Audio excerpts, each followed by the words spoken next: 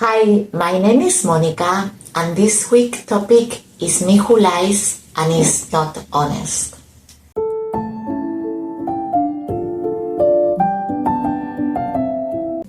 Looking back, I realized that the person I was deceiving the most was myself. At work, I have two coworkers working as a team.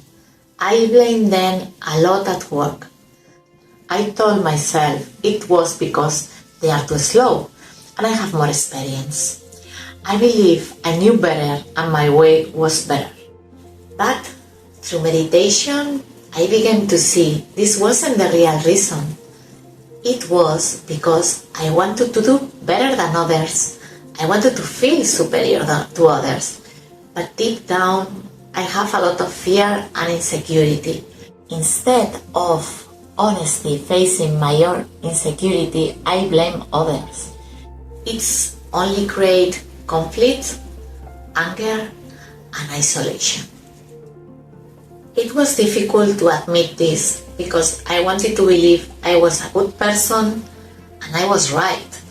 I didn't want to see my pride or selfishness. I wasn't honest with myself. With this meditation, I was able to face it and throw it away. Now, I can communicate with my coworkers with respect.